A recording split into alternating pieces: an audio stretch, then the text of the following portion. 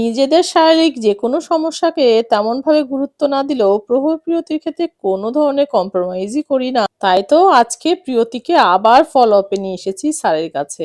কিছুদিন আগে প্রিয়তির অনেক জ্বর ঠান্ডা ছিল, আর সেই সময় স্যার কিছু অ্যান্টিবায়োটিক লিখেছিলেন, সেগুলো খাইয়েছি। তারপরে স্যার একটা এক্সরে করে দেখতে চেয়েছেন, সেজন্যই আজকে আসা। যেহেতু সময়টা দুপুর টাইম ছিল আর বাসা থেকে কেউ ওইভাবে খেতেও চায়নি, এই জন্য প্রহরপ্রিয়তিকে কেক দিয়ে বললাম তোমরা একটু খেয়ে নাও, নতবা শরীরটা খারাপ লাগতে পারে। আর তারা যে কোনো জিনিস খাওয়ার সময় বাবা মাকে সবসময় অফার করে, সেই কাজটাই করছিল তারা।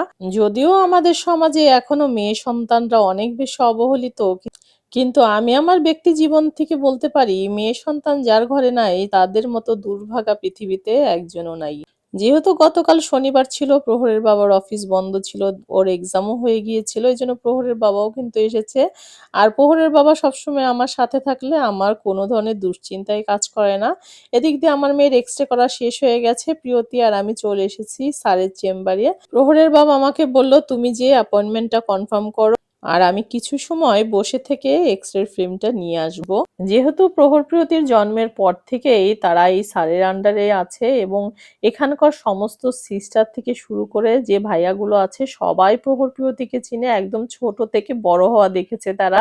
বাচ্চাদের ক্ষেত্রে আমার তো মনে হয় সবসময় যে কোনো একটা নির্দিষ্ট ডক্টরের আন্ডারে বাচ্চাকে রাখা দরকার। যেহেতু বাচ্চারা অনেক বেশি সেনসিটিভ হয়ে থাকে, এই জন্য একটা নির্দিষ্ট ডক্টরের আন্ডারে রাখলে সে কিন্তু ওদের হিস্ট্রি দেখলেই বুঝতে পারে এই বাচ্চাটার কি ধরনের প্রবলেম আছে, কি ধরনের ট্রিটমেন্ট লাগে। যেহেতু প্রহরপ্রিয়তির পরিচিত জায়গা, এই জন্য খুব বেশি কষ্ট তো আমাকে করতে হয় না বললেই চলে। এই সিস্টাররা তাদেরকে ডেকে যা করার করে নিচ্ছিল, আমি দূর থেকে শুধু দেখছিলাম সে ঠিকঠাক মতো সিস্টারের কথাগুলো শুনছে কিনা। আর প্রহরপ্রিয়তি মোটামুটি স্মার্ট গার্ল বললেই চলে, তারা কিন্তু সবার সাথে মিশতে পছন্দ করে। এটা আমি সবসময় সব ভিডিওতেই কিন্তু বলে থাকি। তাদের ভিতর জড়তা ব্যাপারটা খুবই কম। আমাদের ভিতর এগুলো ছিল জন্যই আমরা এখনো পর্যন্ত অনেক পিছিয়ে আছি। আর এদিকে আমার স্মার্ট গার্লকে বললাম, দেখো ঢাকাতে তো ঠান্ডা পড়েছে অল্প অল্প, এটা তোমাকে পড়তে হবে, এখানে এসিও চলছে, এই জন্য তোমাকে এই হুডিটা পরে নিতে হবে। সে কিন্তু মায়ের কথা লক্ষ্মী মেয়ের মতো শুনে নিচ্ছিল।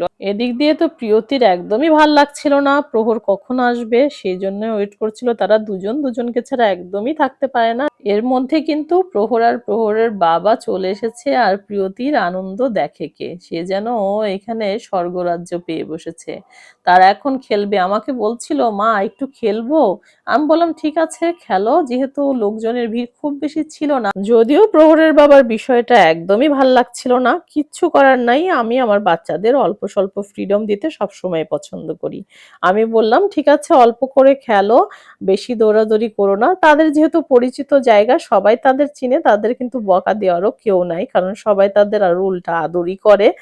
এর মধ্যে একটা বাচ্চা এসেছে, প্রহরপ্রিয়তিকে দেখে সে তাদের কাছে আসার জন্য একদম ব্যতিব্যস্ত হয়ে পড়েছে। তারা বাবা মার কাছে কোনোভাবেই সে থাকবে না। আর প্রহরপ্রিয়তি বাচ্চাদের খুব পছন্দ করে।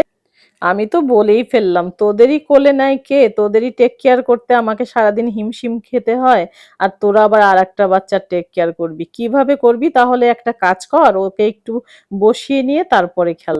যাক বাবা, স্যার তো প্রিয়তিকে দেখে বলল এখন ও একদম ভালো আছে, ওকে নিয়ে আর দুশ্চিন্তার কোনো কারণ নাই।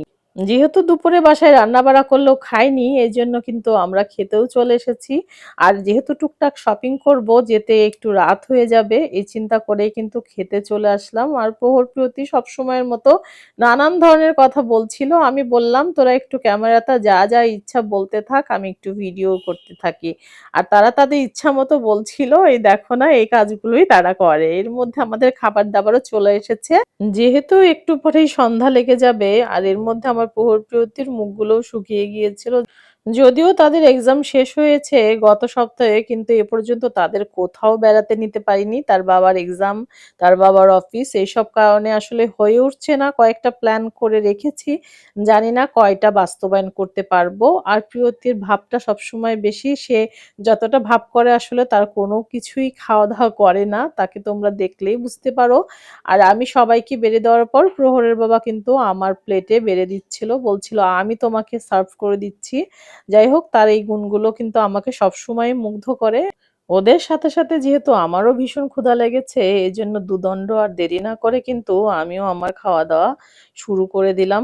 পরিবারের সাথে মাঝে, মাঝে খেতে গেলে, ঘুরতে গেলে কিন্তু মন ভালো হয়। পরিবারের সাথে বন্ডিংটাও ভালো হয়। প্রিয়তি বিরিয়ানিটা তেমনভাবে না খেলেও ফিরনিটা যেহেতু পছন্দ করে সে খুব মনোযোগ দিয়ে সে কাজটাই করছিল। বরের সাথে ঘুরতে যাওয়ার একটাই মজা যে নিজের পকেটে হাত দিতে হয় না। তোমরা কি বলো? সত্যি কথাটা বলে ফেললাম। তোমরা মানোই আর না মানো এটার কিন্তু আলাদা একটা মজা আছে। কারণ নিজের পকেট কিন্তু সবসময় ভর্তি থাকবে। আর পরের পকেট খালি হবে। যাক, এর মধ্যে প্রহরের বাবা বলল, "চলো আমার জন্য এক জোড়া জুতা দেখবো।" এখানে দেখো 50% অফ দিয়ে রেখেছে অফার। কিন্তু আমার তো মনে হয় 50% এড করে তারপরে 50% লেস করেছে। যাক বাবা, এগুলোর মধ্যে আর নাই যাই। একটু ফান করলাম। প্রহরের বাবা দেখছিল।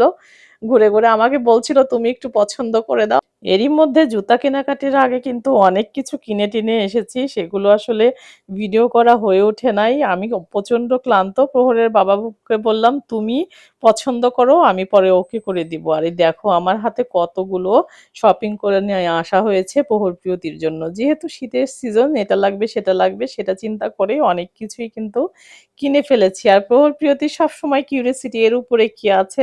তারা আবার সিঁড়ি দিয়ে উপরে ওঠার চেষ্টা করছিল। আমি বলছিলাম উপরে আর কিচ্ছু নাই, কিন্তু তারা তারপরেও উঠানামার মধ্যেই ছিল। যাক বাবা, তাদের এই কিউরিওসিটি থাকা ভালো। কিউরিওসিটি না থাকলে কোনো কিছুই শিখা যাবে না। যার ভিতরে যত বেশি কিউরিওসিটি থাকবে সে জীবনে তত বেশি কিছু শিখতে পারবে। জুতার পর্ব শেষ করে আবার চলে এসেছি প্রহরপ্রিয়তির প্রয়োজনীয় একটা জিনিস নেওয়ার জন্য। এই দোকানে যেহেতু প্রায়ই আমাদের আসা হয় সেহেতু প্রহরপ্রিয়তি তো নিজের দোকানের মতনই একদম চলাফেরা শুরু করে দেয়। যেহেতু আপুর কাছে এই মুহূর্তে প্রহরপ্রিয়তির সাইজ দুটো ছিল না, এই জন্য আপু বলল নেক্সট উইকে আপনি আসেন, আমি আপনার জন্য এনে রেখে দিব সাইজ দুটো। এই জন্য কি আর করার, শেষমেশ আর কেনাই হলো না এখান থেকে।